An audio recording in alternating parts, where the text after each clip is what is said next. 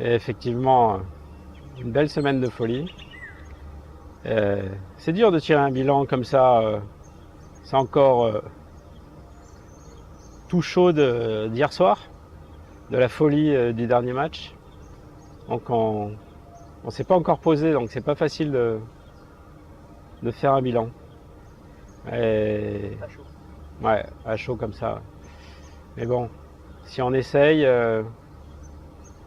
on peut, on peut dire que c'était vraiment très très important d'arriver 4 jours à l'avance. Au début, on a fait ça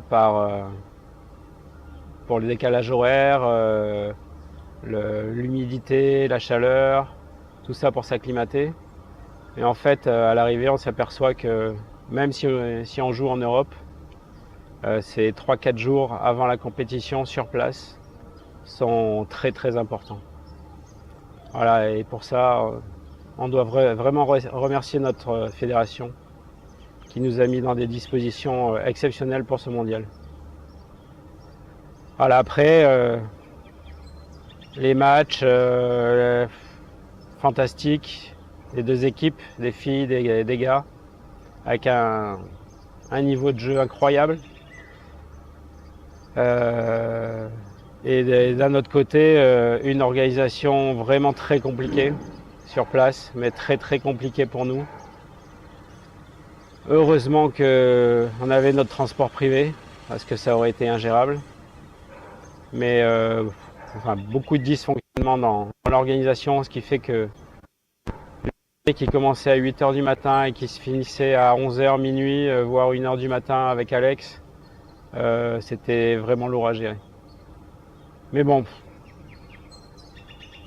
à l'arrivée, ce qu'on retient, c'est notre groupe et cette formidable aventure humaine. Pendant 10, 11 jours, je ne sais même plus. Voilà. Et clôturé hier soir par cette grosse ambiance contre le Brésil. Après avoir eu une grosse ambiance aussi contre le Paraguay, c'était formidable. Que du plaisir.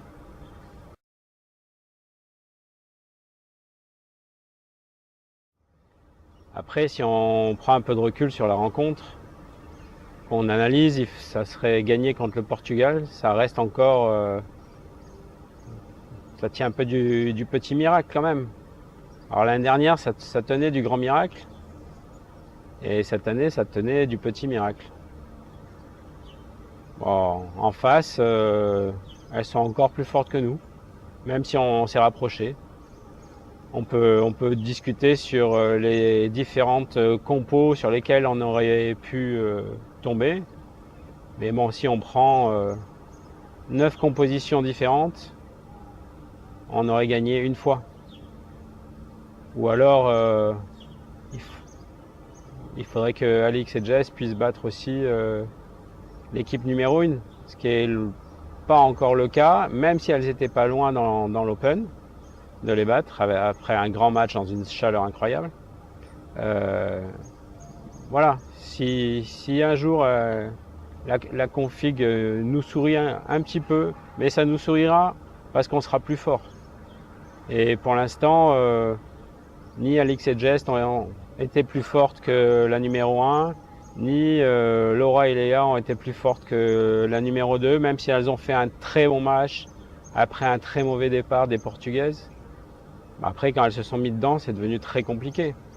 Alors avec un set en poche, on aurait pu voir venir, mais je pense qu'on n'aurait pas gagné ce match non plus. Donc voilà. Mais la frustration pour Alix, elle vient aussi du fait qu'elles se sont retrouvées quasiment à toutes les rencontres contre la paire numéro 3 en face. Pas de chance.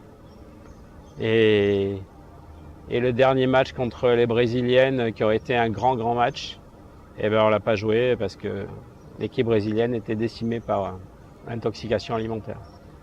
Donc voilà, tout ça, ça participe à la frustration de la compétition, si on parle compétition pure, mais voilà.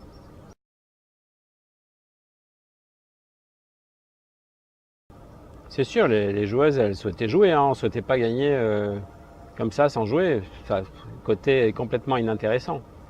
Après, 5e ou 6e, ça ne changeait rien. Mais ce qui change, c'est que on n'a pas eu une dernière rencontre pour fighter, alors que nous, on était prêts, quoi, à fond. Voilà, c'est pour ça que tout le monde en ressort frustré, et c'était vraiment une rencontre du même type que le Portugal. Donc voilà, alors, on est là pour ça. Hein. On s'entraîne toute l'année pour des gros combats et pour prendre du plaisir dans le combat. Donc avant tout, c'est de ça qu'on a envie.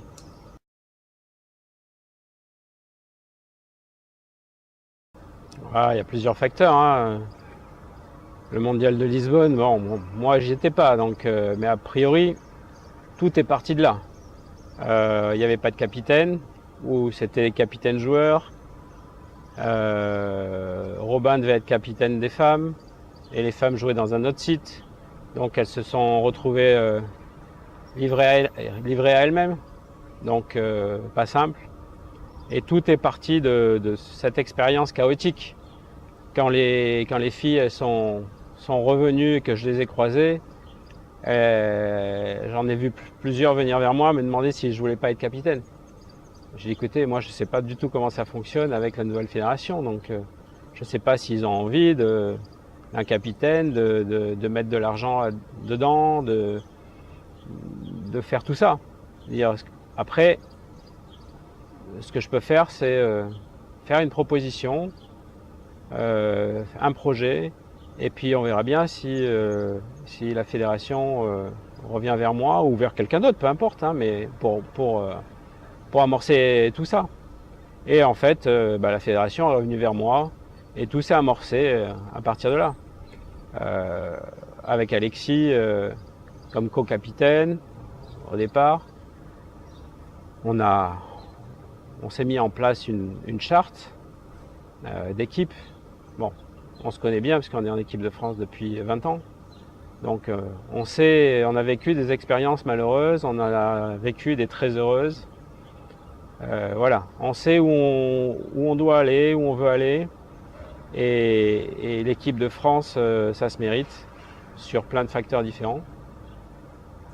Et ceux qui étaient là sur ce mondial, ils l'ont vraiment mérité. Le niveau de jeu, en 2 ans, il a explosé parce que tous ces joueurs-là, ils ont mis en place des structures d'entraînement personnelles pour pouvoir progresser. Donc aujourd'hui, on peut dire qu'on a plusieurs joueurs qui sont quasi professionnels en fait, qui vont s'entraîner tous les jours, et certains depuis 2 ans. Donc à l'arrivée, une énorme différence. Les garçons ont certes bénéficié d'un tirage au sort favorable au départ, mais il fallait en profiter de ce tableau. Et on en a profité à fond, et on a prouvé sur le match pour la 3e place qu'on n'était pas là par hasard. Donc on a battu quand même des grosses équipes. Et les filles, elles n'ont pas bénéficié de cet avantage de tirage au sort. Sinon, elles auraient fini à la place de l'Italie à la 4e position, derrière le Portugal. Donc on a une vraie équipe féminine qui joue, pour ne pas trop se vanter, mais entre 4 et 6e place. Voilà, on est dedans, et avec une 3e place qui est accrochable à l'avenir.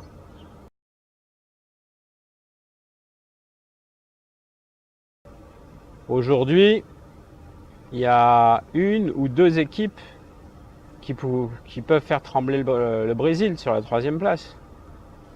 Nous, parce que mine de rien, hier, on les a fait trembler, puis ils n'étaient pas fiers. Hein. Après, ils ont encore une 3e équipe solide derrière, hein, si on gagnait le 2e match, malgré tout. Hein. Mais quand on a vu nos joueurs hier, incroyable.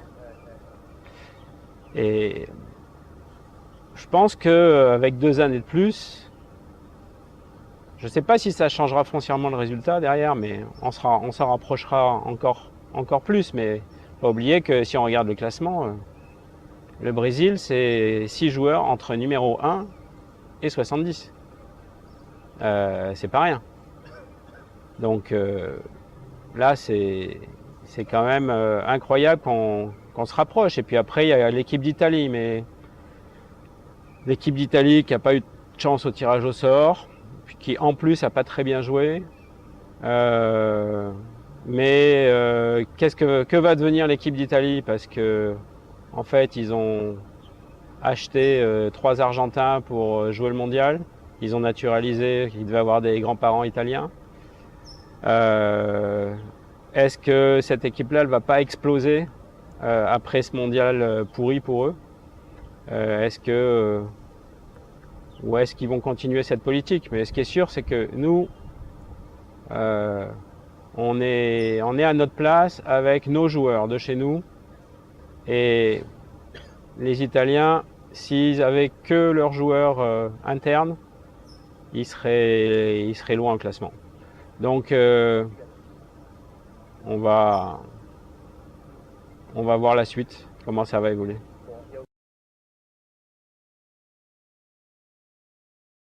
Je pense que on va voir ce qui se passe. Et ce qui est sûr, c'est qu'il y a plein de choses à améliorer. Donc les représentants de notre fédération vont s'intégrer à tout ça. Et je pense que le paddle international a bien besoin de l'organisation française en son sein parce que c'est un peu le bordel, comme on dit. Les amis, c'est fini pour ce mondial du Paraguay. Et on est prêt pour de nouvelles aventures prochainement, championnat d'Europe 2019. À bientôt.